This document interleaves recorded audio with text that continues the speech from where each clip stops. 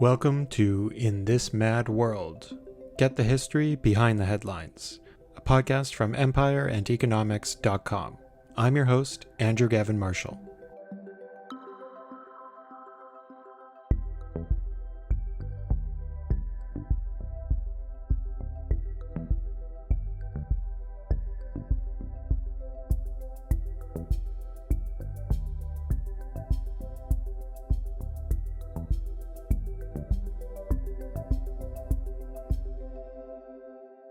All right, welcome to the fourth installment of the audio article series on Monsters and Machines, the political language of fascist imperialism. This is part 4, Israel's fascist imperialism and the genocide in Gaza.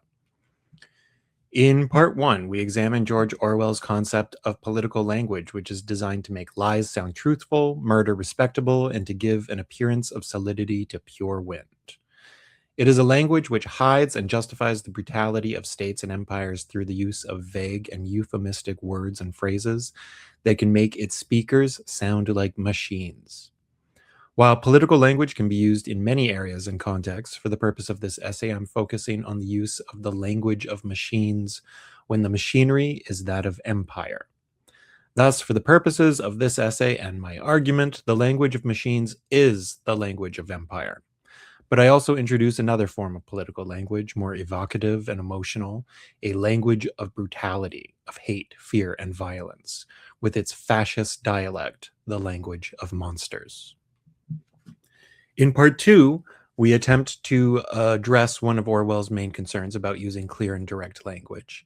In his 1946 essay, he identified the term fascism as having already become almost meaningless. 80 years later, it is likely that most people would be hard-pressed to express anything beyond a superficial or largely symbolic understanding of the term. For that reason, we took some time and effort to explore what fascism is, and subsequently, what fascist imperialism is, which was the focus of part 3. And then we applied our definition of fascism to the present-day Israel and United States governments, and established that they are, indeed, fascist regimes. Now, in part 4, we get to the main focus, the language of fascist imperialism, the language of monsters and machines. We have established the nature and role of the political language of machines and empire, as well as the political language of monsters, fascism. And now we explore how they are combined in order to support each other in the endeavor of building or expanding an empire through fascist imperialism. The first and most extensive focus is on Israel, since it has had a fascist government for roughly 2 years longer than the United States, since the end of 2022, and has been waging its wars of fascist imperialism since 2023. The United States gained its fascist government at the start of 2025 and launched its initial wave of fascist imperialism at the start of 2026 in Venezuela. These two regimes are at different places in their internal fascist development, as well as their external empire building, and may differ on overall interests and objectives, but they came together in an alliance of fascists to launch a war of aggression against Iran. This part focuses on the language of monsters and machines, fascist imperialism, in Israel from the start of the Gaza war in October 2023 up until the US-Israel war on Iran from February 2026 to June? For those who have long followed the subject of Israel's repression, colonization, and occupation of the Palestinians, the language of machines and monsters have always existed alongside each other. Racist, discriminatory, dehumanizing, and violent rhetoric has often accompanied the dry, lifeless, euphemistic language of occupation.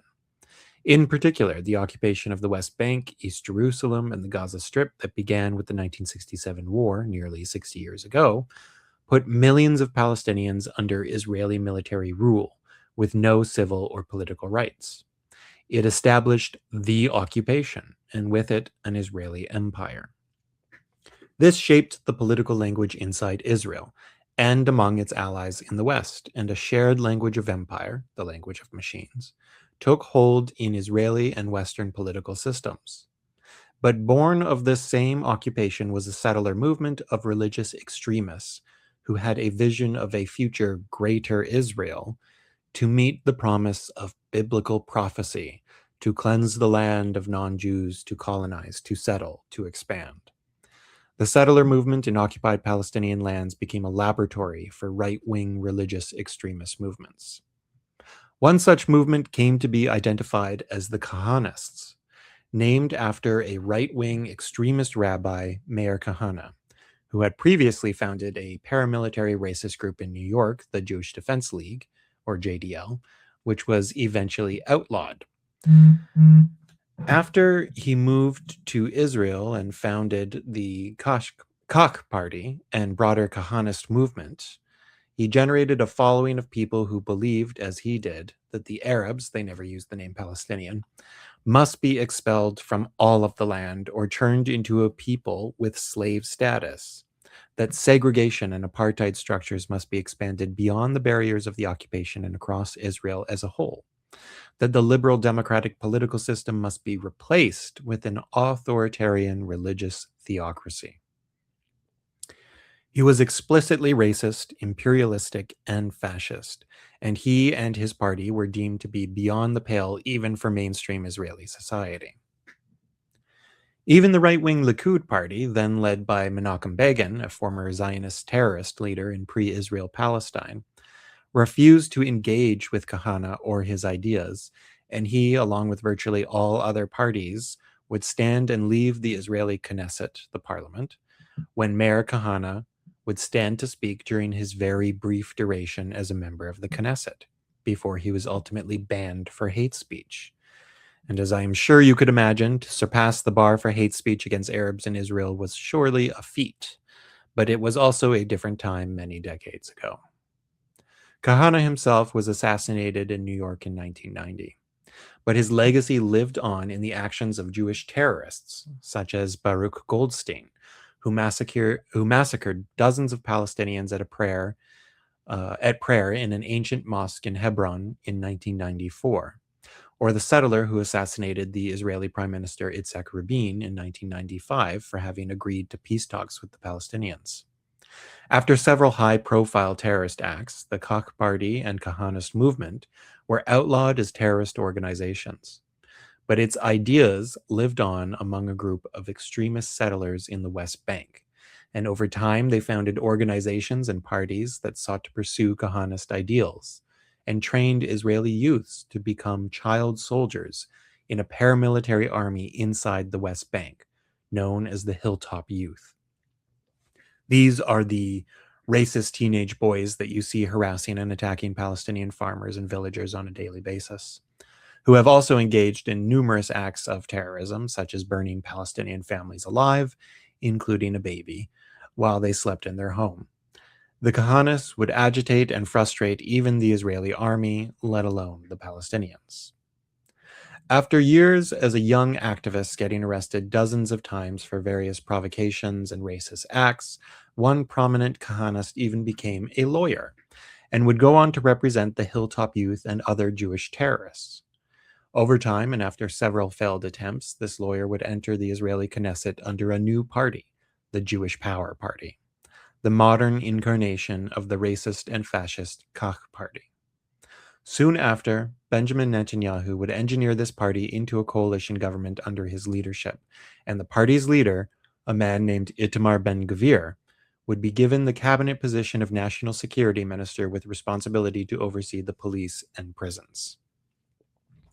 Thus, the political system and language of empire and occupation, the machines, created the conditions for the extremists and fascists, the monsters, to rise, explicitly from inside the occupation, but then to expand outward and take power in Israel itself. So while there has long been a conversation between the language of machines and monsters in Israel, it took an increasingly dark turn after the establishment of the new government in late December 2022.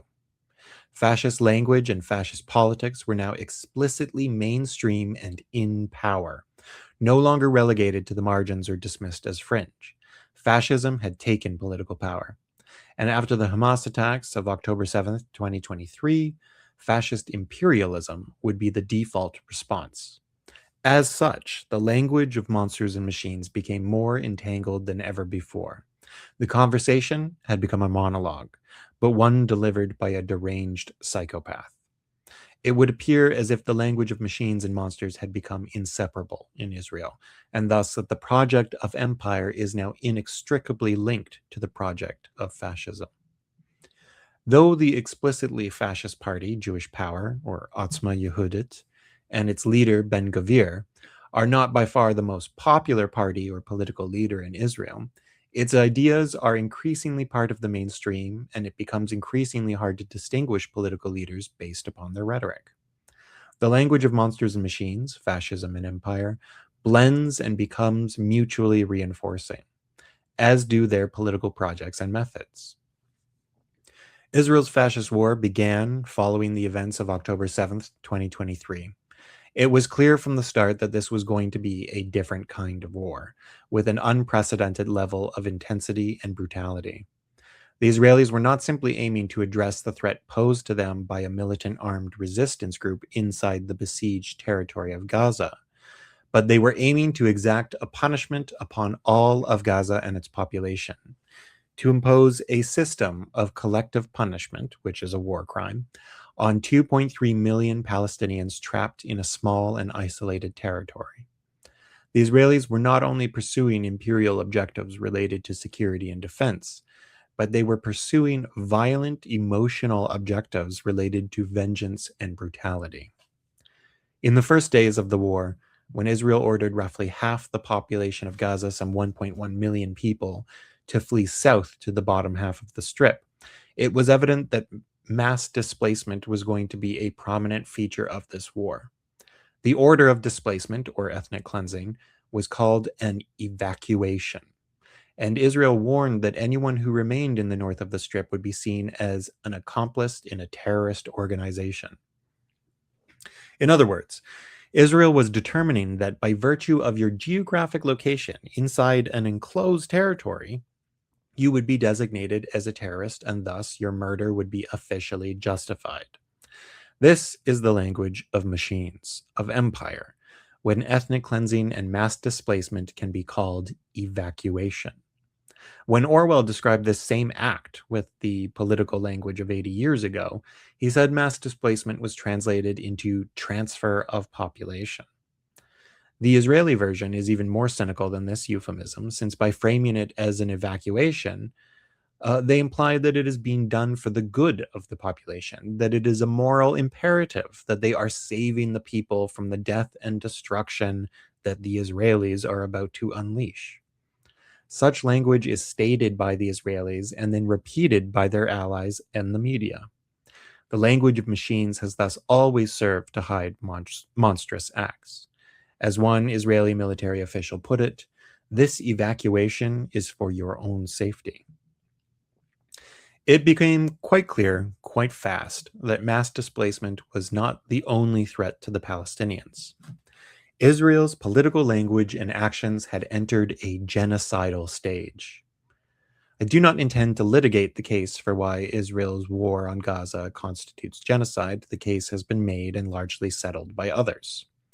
Numerous human rights organizations, international bodies, and experts have come to the conclusion that Israel was and has been committing a genocide in Gaza, including Amnesty International, Human Rights Watch, Israel's own human rights groups B'Tselem, Physicians for Human Rights Israel, and various UN bodies and experts, along with numerous scholars of genocide studies, including several of the top experts in the field.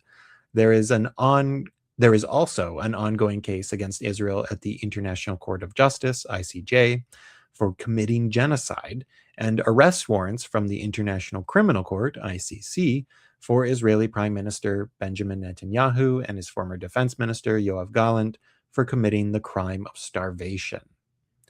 Establishing the case for genocide is not the focus of this essay. I continue on the assumption that the case has been made and settled. But I want to provide the legal definition of genocide, as outlined in the UN Genocide Convention of 1948, that, quote, Genocide means any of the following acts committed with intent to destroy in whole or in part a national, ethnical, racial, or religious group as such, with the acts identified as killing members of the group, causing serious bodily or mentally harm to members of the group, deliberately inflicting on the group conditions of life calculated to bring about its physical destruction in whole or in part, imposing measures intended to prevent births within the group, and forcibly transferring children of the group to another group. Important to keep in mind is the centrality of the intent to destroy, but also that this is qualified with the phrase in whole or in part. In other words, genocide and the intent to destroy a people is not dependent upon the aim or actions to destroy the entire population, but could be aimed at part of the wider population or group, so long as it meets other aspects of the criteria, such as the fact that the intent to destroy is aimed at a national, ethnical, racial, or religious group, and specifically because they are members of that group. Thus, genocide is not something that can be identified only when it has succeeded in theoretically destroying or killing an entire group of people. In fact, most genocides do not succeed by that definition.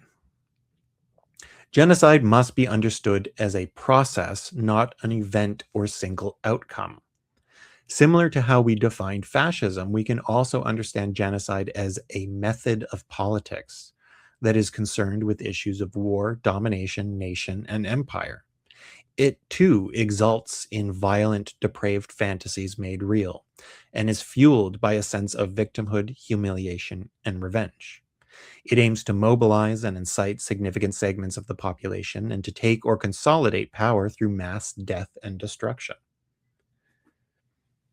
The Nazi Holocaust is the most famous genocide, and the one that prompted attempts to define and prosecute the crime.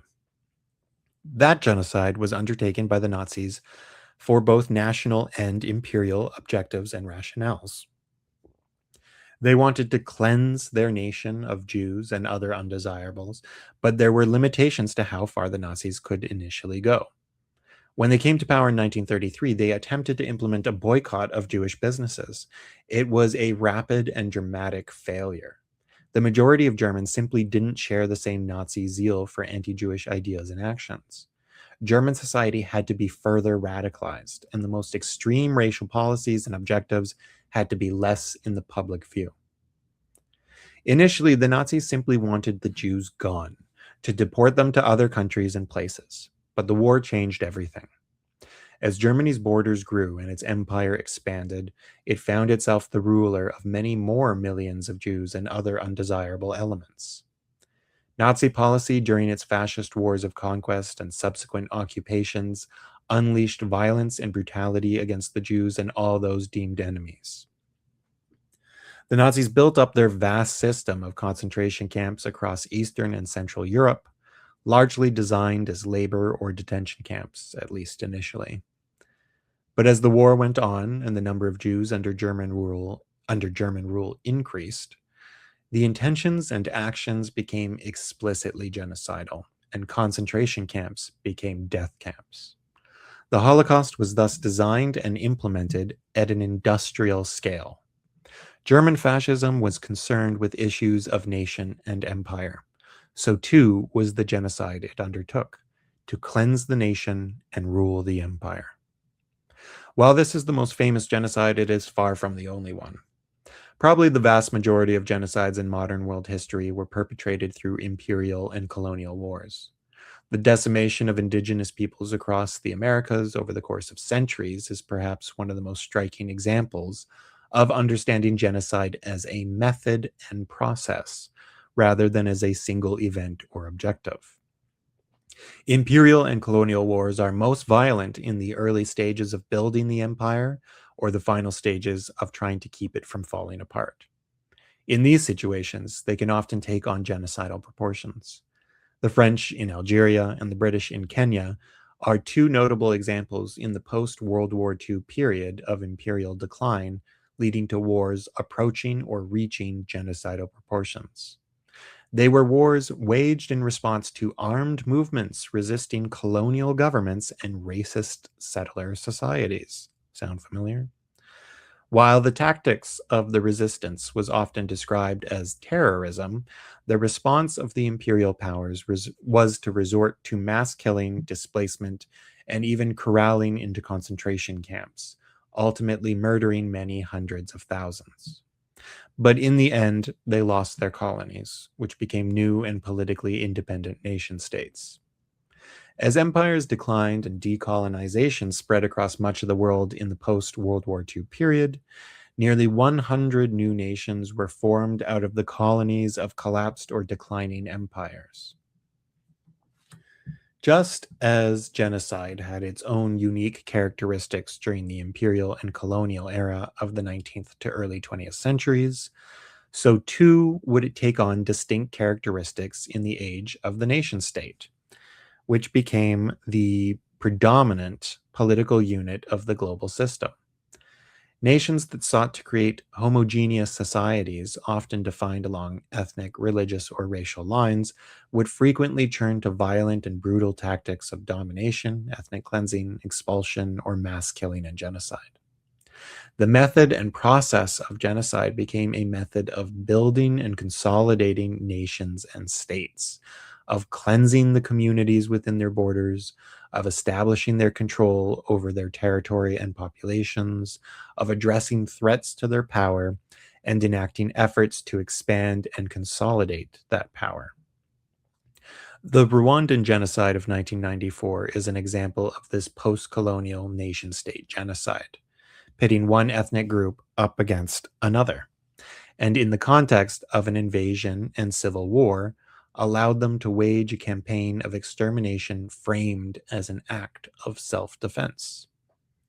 Genocides can be understood as most common in the actions of colonial empires or in the actions of states that used to be colonies. Nation and empire are linked in acts of genocide, even if indirectly and at a distance. War is central to the methods and process of both fascism and genocide. And whatever their motives, it is the methods that matter more. But in analyzing the uses of political language, both machines and monsters, we gain a better understanding of both. The formula for interpreting political language is actually rather simple. Orwell warned that certain words and terms were often used in a consciously dishonest way, which, he explained, manifests when the person who uses them has his own private definition, but allows his hearer to think he means something quite different. To identify and try to translate political language, you look at what is said and then you look at what is done. If they do not align in a meaningful way and yet the policy does not change over time, then you can assume that the policy is correct, but the description or justification of it is wrong or deliberately misleading. Yet if the language does not change and the policy does not change, then they are both assumed to be correct in the eyes of the policymakers. Therefore, when words and phrases do not align with actions and outcomes, and yet both continue uncorrected, those words and phrases have a unique meaning to the person saying them, and we can translate them based upon their effect. For example, Israel's use of the word evacuation to describe the policy of ordering the population of northern Gaza to flee south for their own safety, often presented as a kind of humanitarian action as evidence of Israel's moral superiority, is understood and translated best by what it looks like on the ground. Mass forced displacement through violence and the threat of violence, ethnic cleansing, mass killing, spreading fear and terror. That then is the definition of evacuation when used by Israel in the context of dealing with the Palestinians. To those policymakers who use the term evacuation, they understand the true context in which it is implemented, the mass killing, displacement, and terror. But because neither the language nor the policies change, we are left with the assumption that evacuation simply means something different to those who say and advocate it in this context, versus many who listen and think it is representative of Israel's moral methods of waging war. The reality is, of course, relentlessly immoral and wrong. The machine language hides monstrous policies. But with fascist imperialism and genocidal mania gripping the country of Israel and guiding its government's actions, the monstrous was immediately mainstream and heavily empowered. The language wasn't simply hiding or obscuring monstrous actions, it was openly and blatantly encouraging monstrous acts. Typically, one of the greater challenges of litigating a case of genocide is to prove intent, precisely due to the reasons we have discussed. Political language obscures rather than enlightens, and especially when it comes to committing monstrous crimes for fanatical reasons, people are unlikely to be so explicit in explaining their intent to commit such horrifying crimes. Most criminals try to avoid publicly incriminating themselves. But there has to be enough said publicly to help facilitate dehumanization of a target group and to incite fear, humiliation, and desires for vengeance in other population groups, reflected through the language of monsters. And that is where you have to try to decipher the intent. But in the case of Israel and the Palestinians of Gaza, intent was quite clear from the beginning. A nonprofit group, Law for Palestine, published an open online database of over 500 statements made in the aftermath of October 7th, 2023, which could constitute incitement to genocide, and which were said by numerous Israeli cabinet ministers, the prime minister, Knesset members, parliamentarians, military leaders, security officials, former government and security officials, journalists, and others. Then Defense Minister Yoav Gallant memorably announced the complete siege on the Gaza Strip, declaring there will be no electricity, no food, no fuel. Everything is closed. We are fighting human animals and we are acting accordingly. Gallant, on numerous occasions, announced that I have removed all restraints on Israeli military actions in Gaza, warning that Gaza will not return to what it was. He also stated, we will eliminate everything. Prime Minister Benjamin Netanyahu proclaimed that Gaza is the city of evil. We will turn all the places in which Hamas deploys and hides into ruins. I am telling the people of Gaza, get out of there now. We will act everywhere and with full power. Netanyahu also frequently employed religious rhetoric, saying, we are the people of light, they are the people of darkness, and invoking the biblical enemy of the Jews, Amalek, who God apparently called upon the Jews to commit a genocide against, to kill every man, woman, child, and animal. Netanyahu early on stated, you must remember what Amalek has done to you, says our Holy Bible. Netanyahu also stated, we're facing monsters. This is a battle not only of Israel against these barbarians, it's a battle of civilization against barbarism. Statements also came from the more centrist, respected political figure of Isaac Herzog, the president of Israel, a largely ceremonial position, who declared in the immediate aftermath of the October 7 attacks that it's an entire nation out there that is responsible. This rhetoric about civilians not aware, not involved, it's absolutely not true. Various Israeli cabinet ministers and members of the Knesset showed little restraint in their choice of words. Revitel Gottlieb of Netanyahu's Likud party posted on Twitter, bring down buildings, bomb without distinction, and called to flatten Gaza without mercy. Another Likud Knesset member, Ariel Kalner, called for a Nakba, using the term used by the Palestinians to describe the 1948 ethnic cleansing and expulsion of Palestinians from their land when Israel was established, posting online, right now, one goal, Nakba, a Nakba that will overshadow the Nakba of 48. The education minister, Yoav Kish, said of those he described as his enemies in Gaza, I relate to them like Amalek. Those are animals. They have no right to exist. I am not debating the way it will happen, but they need to be exterminated. That's the education minister. Other politicians called to erase Gaza, while a military official responsible for managing Israel's occupied territories said, you wanted hell, you will get hell. Many lawmakers invoked the biblical enemy of Amalek while calling for no mercy, while some called for resettlement of Gaza by Israelis, that the borders of Gaza will change, and called for razing Gaza to the ground to expel them all. There were also politicians who called for imposing a system of hunger and thirst among the Gaza population, and many supported the withholding of any aid for the people of Gaza. Itamar Ben-Gvir, the national security minister and the most extreme of Israel's government ministers, said, "The only thing that needs to enter Gaza is hundreds of tons of explosives by the Air Force and not an ounce of humanitarian aid." Another Knesset member said, "Erase all of Gaza from the face of the earth. Gaza should be erased," and warned that the Gazan monsters could try to escape into Egypt or they will die. Another Likud member said, "The war will never end if we don't expel them all." One Knesset member and a minister in the government from Ben-Gvir's fascist Jewish Power Party even suggested that one of the options is to drop an atomic bomb on Gaza. Another minister said on television that we're doing a Gaza Nakba 2023. The deputy speaker of the parliament from the Likud party complained, "We are too humanitarian," adding, "We have to burn Gaza now, nothing less." Another Knesset member declared, "There are no innocent people in the Gaza Strip." Minister Ben-Gvir stated, "Let it be clear.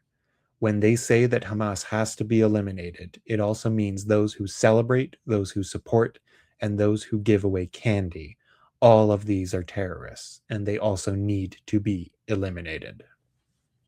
This hardly constitutes the machine-like political language that Orwell described as consisting largely of euphemism, question-begging, and sheer cloudy vagueness. Instead, this language is quite blunt, direct, overtly dehumanizing, violent, and highly incriminating. With explicit calls for brutal vengeance, mass displacement, mass destruction, and even elimination, this clearly constitutes a language of monsters. This language, so much of it coming from government officials, politicians, and military and security elites, reflected a genocidal and fascist transformation taking place in Israeli society, unleashing a political force that was about to be expressed most brutally and directly in the Gaza Strip. Israel's burgeoning fascism has collided with an imperial security crisis, and the result is a genocidal war in Gaza and a wider unleashing of fascist imperialism across the region. And this would require a constant, evolving conversation between both of these forms of political language, that of monsters and machines, fascism and empire. In the immediate aftermath of October 7th, however, the language of monsters was most prevalent. In fact, the widespread use of openly genocidal language began to raise eyebrows and concern at home. Israel's Attorney General, hardly an ally of the sitting government, who wants her fired, warned as early into the war as November 2023 that government officials should be cautious when using incendiary language, saying in a television interview that these remarks give support to those who wish us ill because they, the statements, are against the rule of international law and are interpreted as a war crime, which they are. Prime Minister Netanyahu warned his ministers directly, "You need to learn to keep quiet and to not say things you regret a day later." It's worth asking the question that if this language is so direct and violent, can it be considered a form of political language at all, which Orwell defined as consisting of euphemism and sheer cloudy vagueness? Well, it is political language by definition, since it is a language used by political elites and helps to shape political decisions and outcomes. Does that mean then that Orwell's definition of political language no longer applies? Has it become outdated? Have we now returned to a time of direct and honest political communication? Of course not. So we have to differentiate between the kinds of political language. There is the vague and euphemistic language that Orwell described, which I've otherwise referred to as the language of machines or the language of empire. But it is perhaps even better to think of it as the common tongue of the political establishment. I generally use the term empire throughout this essay because my focus is on the imperial aspects of political language. but it is more broadly representative of the language of political elites. But then there is that other category of political language we have identified, which spreads hate, fear, racism, discrimination, extremism, and violence. We have a language that hides these things and a language that celebrates them. We can broadly identify this latter category as a language of brutality, and it serves as the basis for our more specific category related to fascism and genocide, the language of monsters. A language which seeks to incite, justify, and glorify monstrous acts to make monstrous fantasies a reality. When this language enters the mainstream of politics, it does not replace the language of machines, but it coexists alongside it. In our previous attempt to define fascism, we examined how when fascists entered power, they did so in cooperating with existing, usually conservative, establishment elites. Perhaps as a linguistic reflection of this process, the political language of monsters must accommodate itself to and integrate itself with the language of machines. One does not replace the other so long as both sources of political language remain empowered. If fascism continues to exist as a form of cooperation with other elites, we should expect both forms of political language, that which is extreme and that which is vague and detached, to persist alongside each other. If the language of monsters ever becomes the singular political language of a society, then it is likely that a genocidal and/or fascist regime is in the last stages of its radicalization and is approaching a violent self-destruction. If the language of machines becomes once again dominant and pushes the other to the margins, it is likely to reflect a political reality in which the establishment has effectively reasserted control over or removed and sidelined the extremists. But the language should not simply be understood as a response or reaction to political processes. It is also central to driving them. Orwell emphasized this point when he observed that if thought corrupts language, language can also corrupt thought. Fascist language fuels fascist politics, advancing fascist objectives, which legitimizes fascist language. It's not simply a matter of language reflecting the political reality, but that it is actively helping to shape it. The willingness of elites to cooperate with fascists in power is reflected in how the language of machines coexists and interacts with the language of monsters. And just as the power-sharing deals between fascists and elites serve mutual purposes, so too does the mixing of language. For the fascists, they gain entry to power and wider political legitimacy. For the establishment, they gain a legitimacy that comes with a more popular appeal that fascists bring. Because the language of machines is deliberately vague, misleading, and empty of meaning, it inspires little among the public, even when hiding monstrous and horrifying things. But that is its purpose. It is designed to satiate and obfuscate, not instigate and inspire. Fascist language appeals to evocative images and emotions, which can generate a popular appeal and thus a degree of political legitimacy. For elites and institutions, for the machine politics of the establishment, their dedication to sounding like machines has made them detached and lacking in legitimacy among the wider public. To embrace fascist politics and the language of monsters, alongside their machine-like mother tongue, can be understood as an attempt to gain legitimacy by attaching themselves to the mass base of support that fascist movements attempt to develop.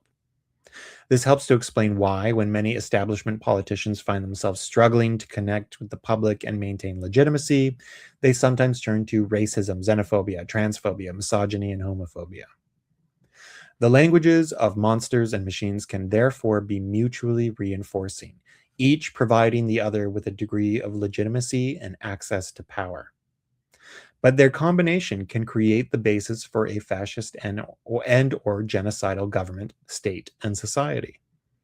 Israel is a clear example of this, but Israel has long experienced a combination of both of these forms of political language, a reflection of and support to the political realities of settler colonialism, occupation, and domination over millions of Palestinians without political or civil rights. A language of brutality long predated fascism's rise in Israeli politics, but it helped to make its rise more rapid. And once fascism assumed power, the language of brutality became even more explicitly monstrous. The language of monsters and machines has made possible the rule by monsters and machines. The effects of this language and the ideas and actions that propel it and result from it are clear to see in the ruined landscape that was once the Gaza Strip, now largely, as Netanyahu had promised in those first days of the war, turned into a city of ruins. The population has been subjected to endless terror, bombings, starvation, decimation, and genocide. The details of death and destruction are beyond the scope of this essay, but needless to say, Israel has largely carried out, or is still carrying out, many of the wishes and objectives articulated in those first days and weeks of war: to flatten Gaza, to reoccupy and settle the land, and to do all it could to expel and ethnically cleanse the Palestinian people from their land. But to some degree, the language of those first few weeks and months has followed the advice of Netanyahu when he told his ministers to learn to keep quiet, especially with a criminal case going to the International Court of Justice accusing Israel of genocide, and International Criminal Court arrest warrants out for Prime Minister Netanyahu and his former defense minister Yoav Gallant for various war crimes. It was seen as important to better manage their use of political language. To be sure, the language of monsters was still part of the mainstream, and particularly from the more monstrous fascist political parties and politicians, but the language of machines reasserted itself at the center. Israel's nation and empire has long employed a language of machines that was built around the concepts of security and defense, giving it a distinctly militaristic quality.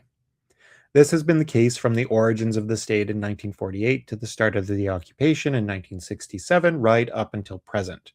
Both nation and empire expressed and expanded through a dialectic of security and defense.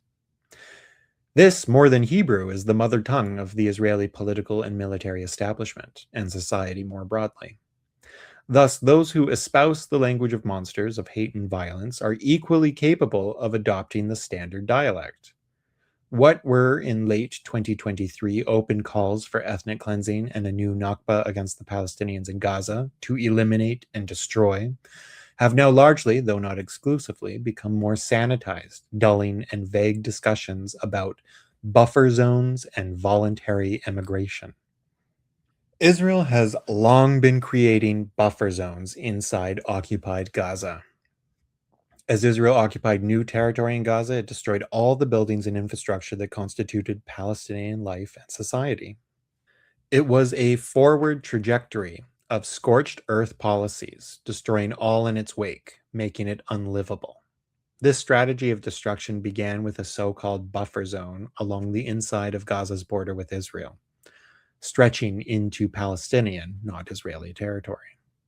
The Israeli foreign minister at the start of the war, Eli Cohen, said that Gaza's territory would have to decrease, whereas former Shin Bet chief Avi Dichter said, "On the Gaza Strip all along, we will have a margin, and they will not be able to get in. It will be a fire zone, and no matter who you are, you will never be able to come close to the Israeli border."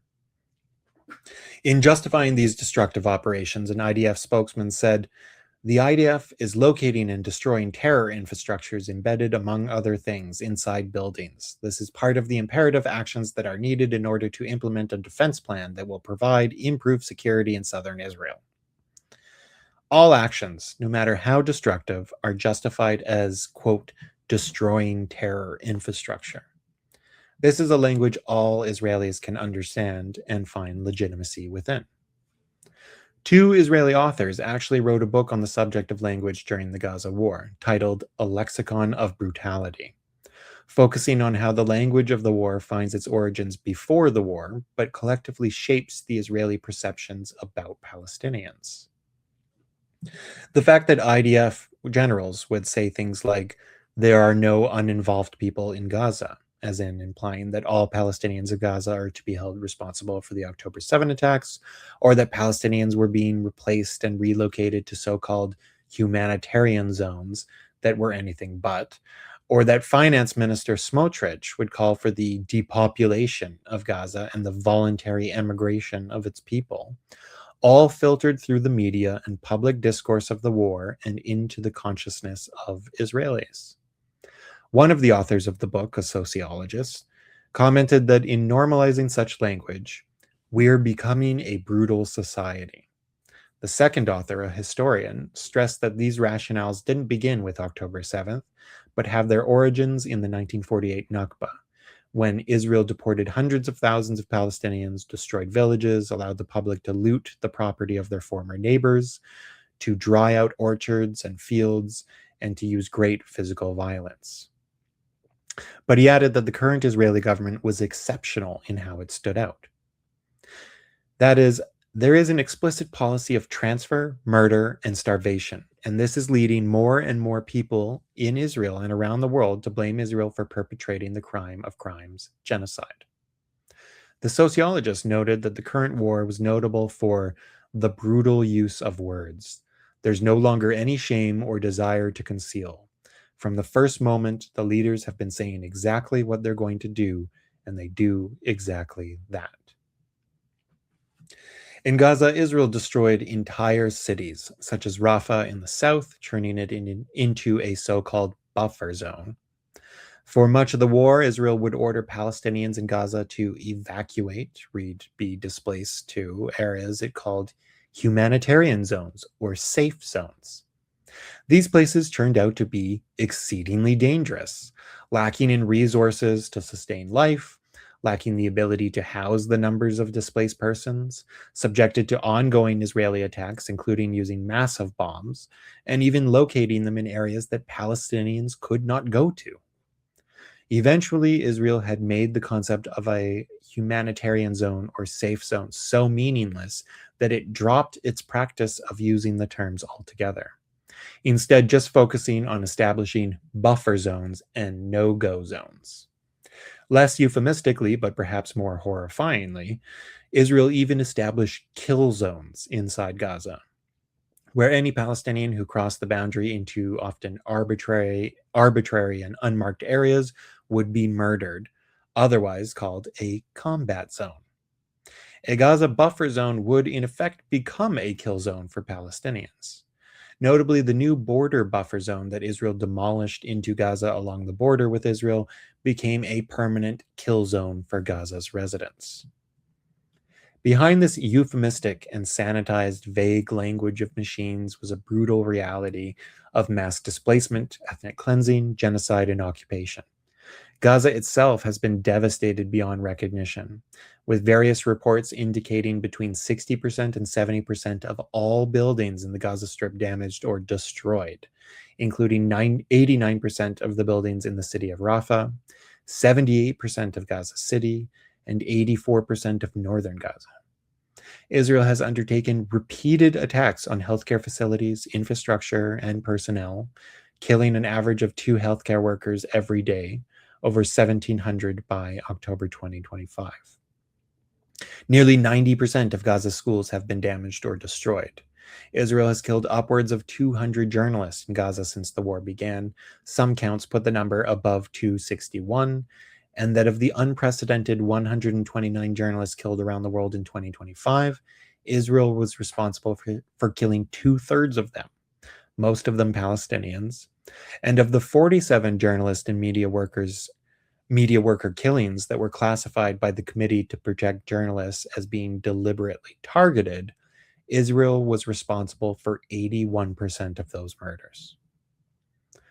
These realities are both obscured and made real by the uses of political language. The vast destruction wrought onto places like Rafah and northern Gaza were described as establishing buffer zones. Palestinians were displaced and ethnically cleansed into humanitarian zones, which the Israelis would then bomb. The language of machines hides monstrous actions. By late 2025, after the ceasefire was announced, Israel controlled more than 50% of Gaza. The US military helped to devise a plan to divide Gaza into two areas: the Green Zone, occupied by Israeli forces, which will be rebuilt, and the Red Zone, in which Hamas rules, where the Palestinian population is crushed into crowded camps and tent cities. Between the two is a so-called yellow line that divides the territories. This color-coded language sanitizes the reality on the ground. The so-called red zone is a wasteland of ruins in which most of Gaza's 2 million residents are pushed into less than half of the strip that they had at the start of the war. The green zone is another wasteland, but one being cleared out by bulldozers so that US and other developers can come make shiny high-tech cities and ritzy resorts for their rich friends, the so-called New Gaza, and so that Israelis can realize their dangerous fantasies of resettling the land. The red zone is a giant displacement camp, and the green zone is the area for the colonization that follows the destruction of Gaza's society and the ethnic cleansing of its people. This so-called reconstruction is not taking place in the red zone, where all aid and rebuilding materials is severely restricted by the Israeli army, and where most of the population reside. The yellow line that separates the red and green zones is a new border, according to the top general in the IDF. But crossing the yellow line, if you are Palestinian, is a death sentence. As the Israeli defense minister stated, anyone who dared to cross the line would be, quote, met with fire. These are the conditions that prevail under the ceasefire agreement between Israel and Hamas, agreed in October 2025, the so-called Gaza peace plan negotiated by the Trump administration. The word ceasefire has a unique meaning when used by Israel. While for most it means to cease firing, for Israel it means that the other party must cease firing back, but Israel itself can continue to bomb and kill at will, though preferably at a reduced rate. In the first 6 months following the October 2025 ceasefire, Israel had murdered over 750 Palestinians in Gaza, whereas Hamas or other armed groups killed 4 Israeli soldiers. In its first 6 months, Israel violated the ceasefire over 2,400 times, including with 1,100 bombings and 920 shootings, resulting in the killing of over 750 people. While this is certainly a reduced rate of bombing and killing from that which prevailed prior to the ceasefire, it can hardly be described as having ceased the firing, at least on Israel's part. By mid-May, over 850 Palestinians in Gaza had been reported to be killed by Israel since the ceasefire went into effect, and that this killing increased during the Iran war, and increased still further after there was a ceasefire declared between the US and Iran. And the occupation itself expanded.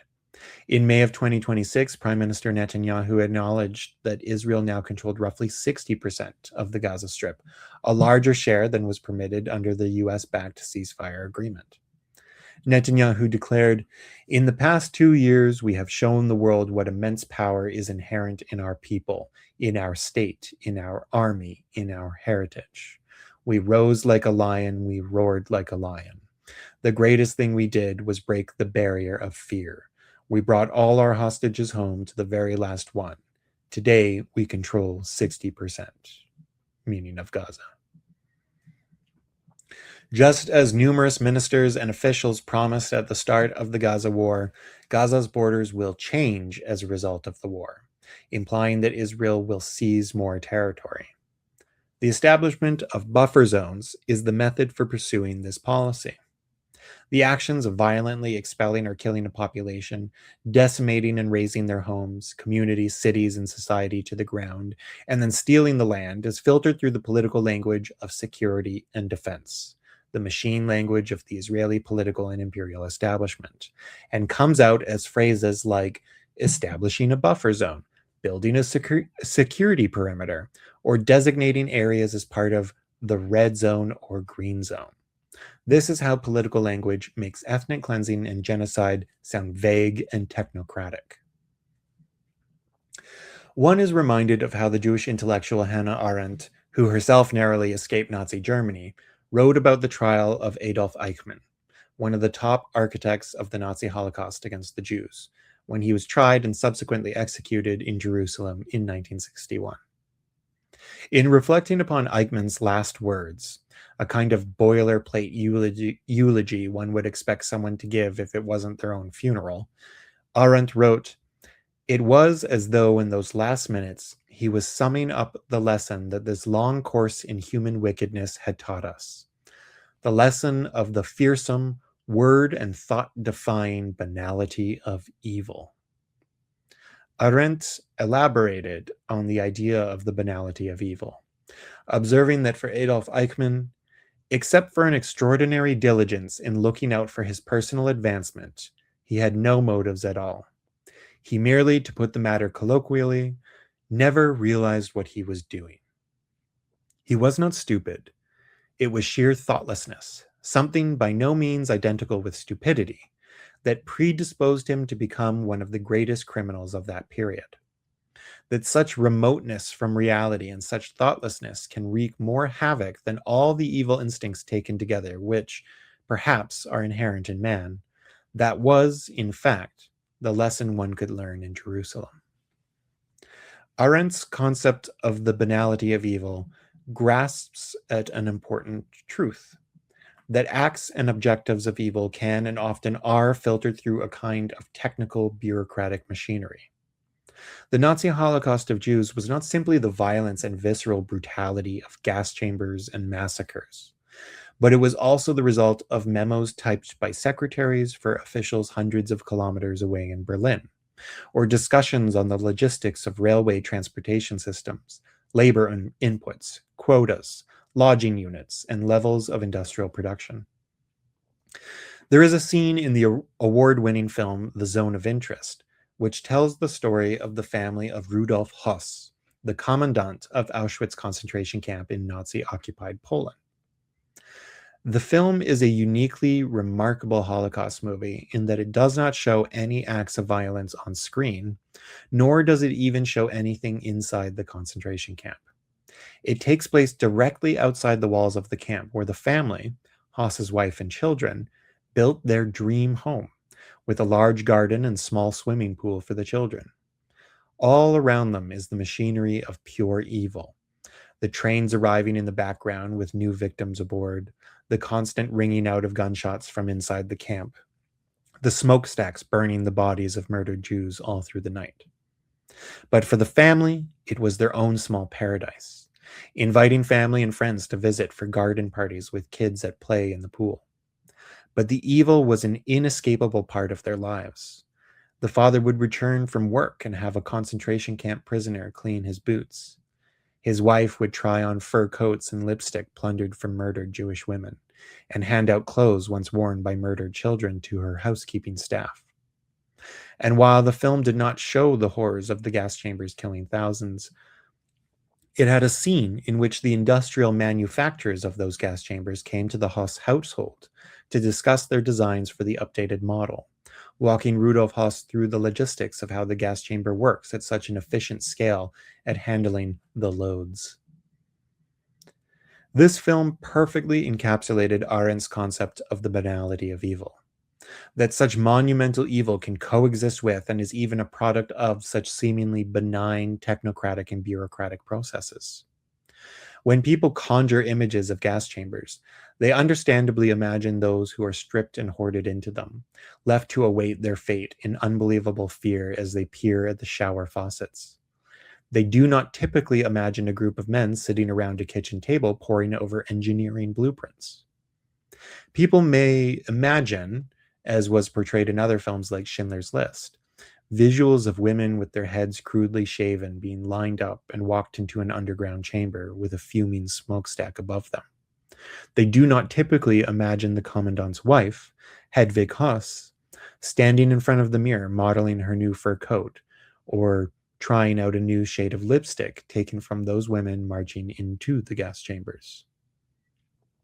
The banality of evil is not about a technocratic and emotionally detached form of evil replacing the more visceral, violent, and fanatic descriptions of evil with which we are more familiar. It is about recognizing that both coexist and mutually support one another. In this sense, Arendt was articulating something not unlike Orwell's own discussion of political language. Arendt even referred to the role of language in her initial quote, writing that one of the great lessons of human wickedness was found in the fearsome word and thought defying banality of evil. In the zone of interest, not only was the banality of evil present in the depiction of the family home, but this was also a manifestation of the attempt of fascists and genocidal mania to try to make their fantasy worlds into a reality. Locations of great evil and brutality also become areas to experiment with and attempt to build a new society, a new man, a new empire, to make the fantasies that motivated this death and destruction into a reality. For the Hoss family, this was the dream home situated on the outside of the walls of Auschwitz. Behind those walls was an unending eruption of human wickedness. But on the outside, a paradise of flowers, parties, and a pool. The Hoss family had wanted to move to the east, to Nazi-conquered and occupied territories, where they could realize their dreams, build a home they could never afford in Berlin, raise their family with great privilege and opportunity, have servants, host social events, and live their dream of having a country home. Shortly after she died in 2023, an interview was published with the daughter of Rudolf and Hedwig Hoss, who moved to their home outside Auschwitz camp at the age of 7. I remember we had fun, she recalled. We had a little swimming pool in the backyard, and my mother had a beautiful garden house with flowers. She described her mother as a nice person who was known as the Angel of Auschwitz. On her father, the camp commandant who managed the mass murder of roughly 1 million people, a huge percentage of which were children, she reflected, "He was a wonderful dad. He was a wonderful, absolute wonderful person. I couldn't have wished for a better father." And added that we didn't even know what his work was, really, though acknowledged, "I'm sure my mom knew what was going on." Both visceral and banal evil coexist and mutually reinforce one another. Just as I have argued in this essay in terms of understanding the relationship between the language of monsters and machines. In the context of Israel, we see the banality of evil in all the political language of machines that hide monstrous acts. And just as we see such banality behind words and phrases like red zone and buffer zones, hiding the realities of brutality, violence, and destruction, we also see the construction of fantasy worlds. But we are also able to witness the fantasies of the fascists playing out, particularly in the motives and actions of the settler movement. Almost as soon as the war began, a settler movement emerged that was advocating for the resettlement of Gaza following the war. This would imply a permanent Israeli settler and military presence inside Gaza, and an ongoing process of ethnic cleansing. In January 2024, a few months into the war and genocide, a major settler conference was bringing thousands of settlers and right-wingers together to propose and plan to build a host of new settlements in Gaza, including recruiting families to be among the first to go. Among those attending and speaking at the conference were 11 ministers of the sitting government and 15 members of the Israeli parliament, the Knesset, who came from parties of the governing coalition. Those attending included 2 ministers from the religious Zionism party, including its leader Bezalel Smotrich, finance minister and special minister inside the defense ministry with responsibility for the West Bank, and all the cabinet members from the overtly supremacist party, Jewish Power, with its leader Itamar Ben-Gvir, who was also invited as a special speaker. It also included 5 sitting ministers from Prime Minister Netanyahu's Likud party. Smotrich declared, "God willing, we will settle and we will be victorious." Ben-Gvir said, "Without settlement, there is no security. And without security on Israel's borders, there is no security in any part of Israel." With endorsement of settlement came endorsement of expulsion of the Palestinian population of Gaza, though using the euphemism of encouraging voluntary migration to justify their vision of ethnic cleansing. We see the ongoing use of political language here, even among the most fascist and extremist of political leaders. Ben-Gvir's comment was particularly enlightening, saying, "Without settlement, there is no security."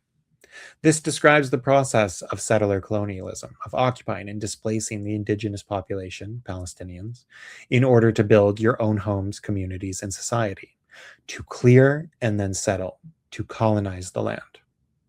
The language of security, of course, invokes the language of empire, but it hides the brutality of what Ben-Gvir advocates.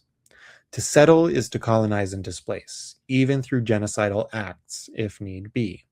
And from this process, security will be established.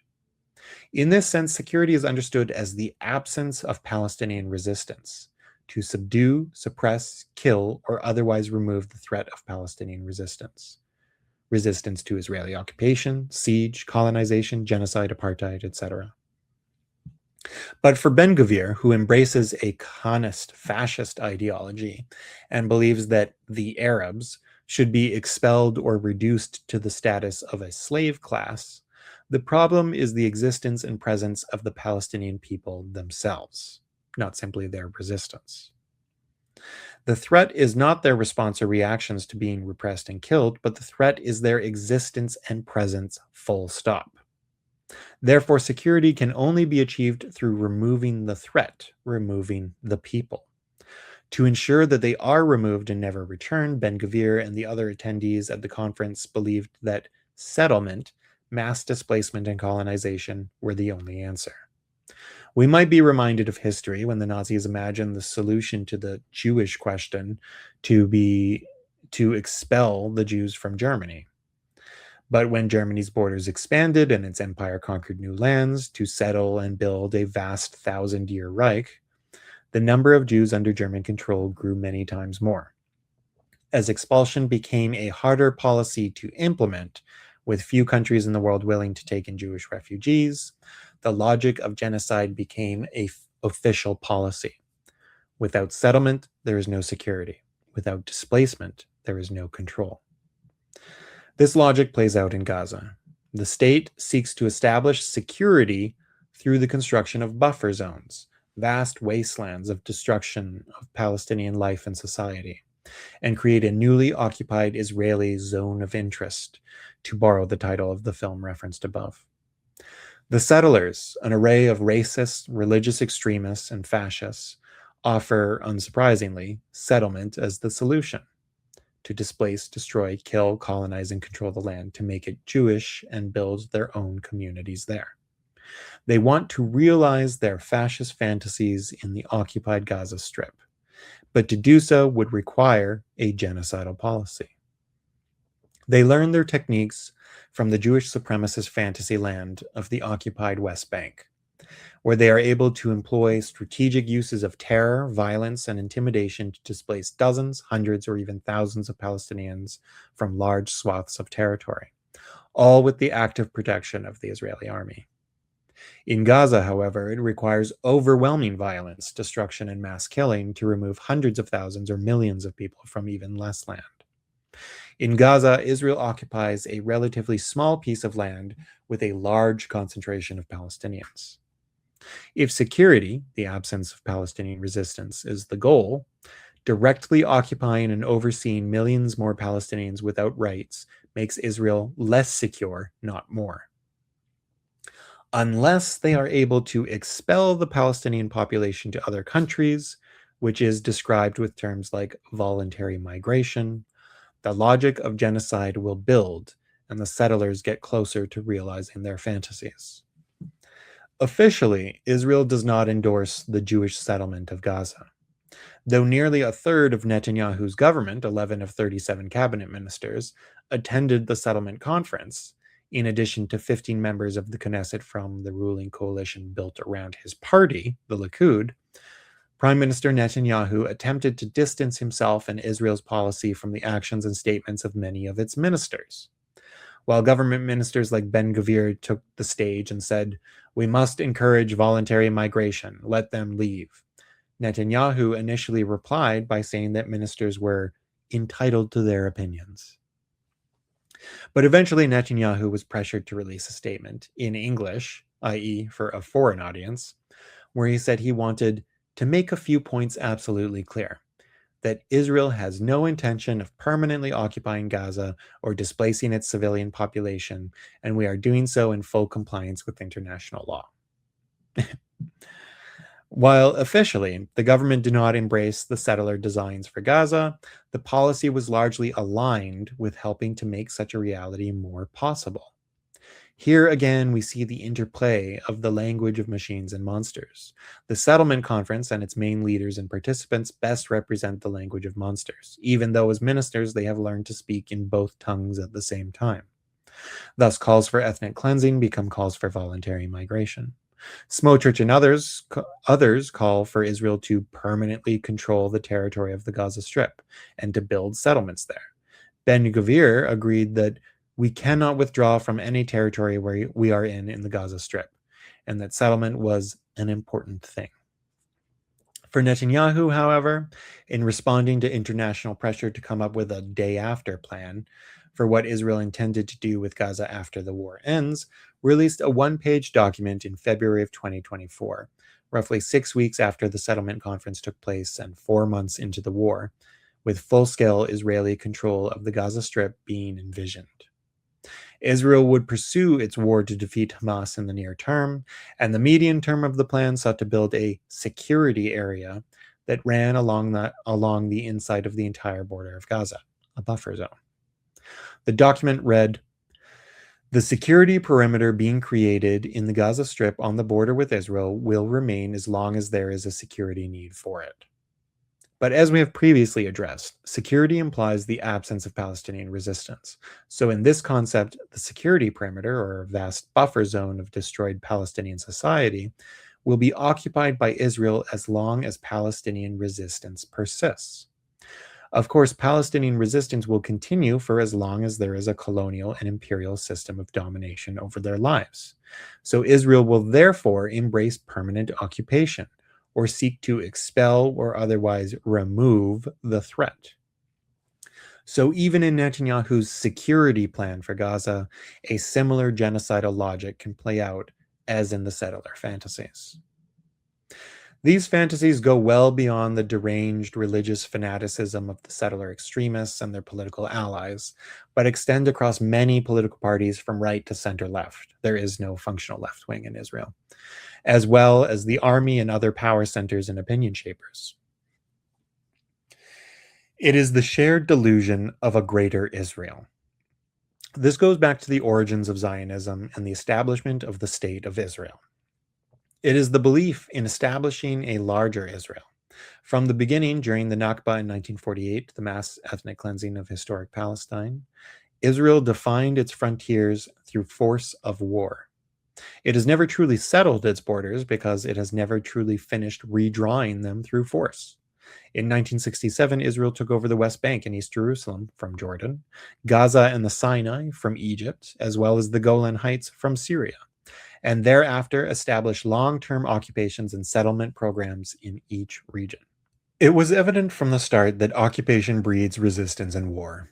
The Israelis occupied vast new territories with new populations under their control, and they quickly moved to begin the settlement enterprise. The Israelis controlled the Egyptian coastal city of Sharm el-Sheikh in the then Israeli-occupied Sinai of Egypt. There had been ongoing discussions about the possibility of giving up occupied territory in return for peace agreements with Arab states. In 1969, 2 years after conquering the territory, Defense Minister and General Moshe Dayan told the Israeli Knesset, "I prefer to sit in Sharm el-Sheikh without peace than have peace and return Sharm el-Sheikh to Egyptian hands." I'll just repeat that. "I prefer to sit in Sharm el-Sheikh without peace than have peace and return Sharm el-Sheikh to Egyptian hands." The question was thus one of empire. Israel can have peace or it can have an empire. Israel can have peace or it can expand its borders. It cannot have both. For officials like General Dayan, the decision was obvious. Better to have more land without peace than less land with it.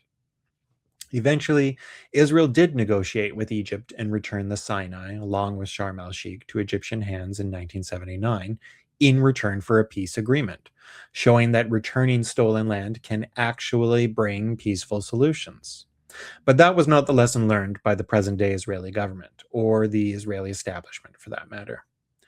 Israel held on to the occupied Golan Heights in Syria and officially annexed the territory, just as it did East Jerusalem, and maintained major military occupations and settlement enterprises in the West Bank and Gaza, eventually withdrawing from inside Gaza to its borders in 2004, after which it sealed it tight in 2007, imposing a blockade and siege that lasts to this day, though now in much more brutal fashion. The vision of a greater Israel prevails and gains in prominence. There are variations of this vision, of course, depending on who is speaking or being spoken to, but its simplest is one that imagines an Israel that annexes the occupied West Bank and officially incorporates it into the state of Israel. A slightly extended version adds the Gaza Strip to this vision. And then we have those who advocate for taking over southern Lebanon, more of Syria, and potentially returning to the Sinai in Egypt. For the religious extremists, their vision extended to recreating what they perceived to be the biblical borders of an ancient land, of an ancient Israel. One of the most visible leaders of the settler movement, Daniela Weiss, told a journalist that her vision of Greater Israel included not only Gaza and the West Bank, but Lebanon, Jordan, Syria, and parts of Saudi Arabia and Iraq.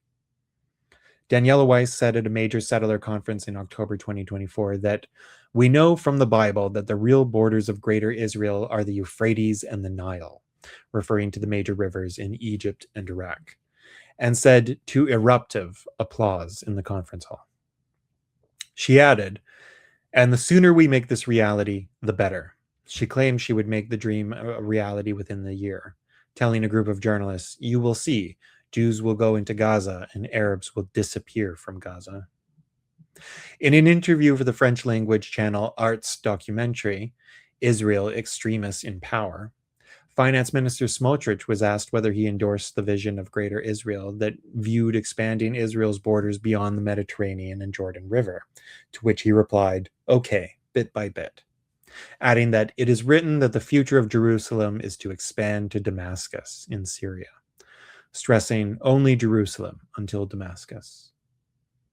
In August 2025, Prime Minister Netanyahu was interviewed by a reporter who handed him a gift to give to Netanyahu's wife, Sarah, a necklace of a map of the Promised Land. It was a map of an expanded Greater Israel. The reporter asked the Prime Minister, do you connect to the vision? To which Netanyahu replied, very much, very much. The reporter noted that the map was of Greater Israel, to which Netanyahu replied, if you ask me, we are here. You know, I often mention my father. My parents' generation had to establish the state, and our generation, my generation, has to guarantee its continued existence. And I see that as a great mission.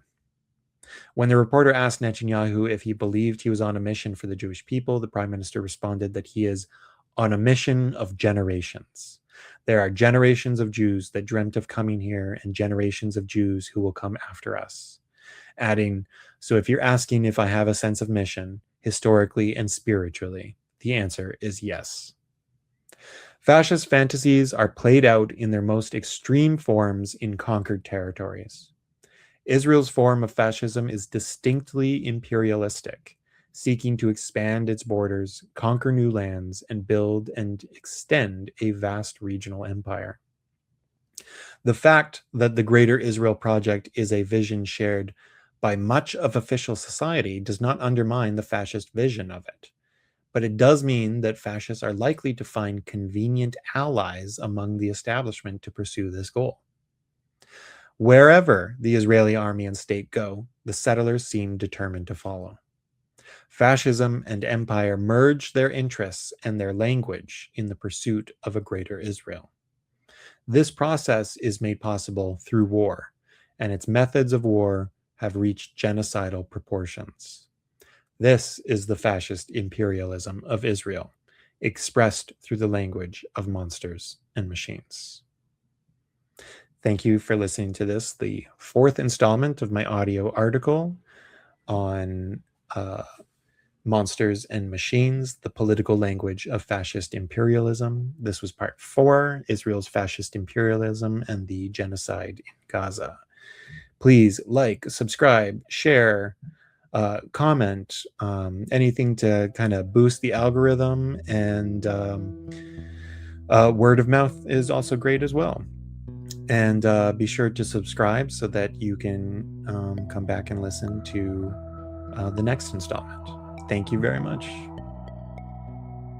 In This Mad World is a podcast from empireandeconomics.com, hosted by Andrew Gavin Marshall. Hey, that's me. Music by Francesco Caruso. Please like, share, and spread the word. Thanks for listening.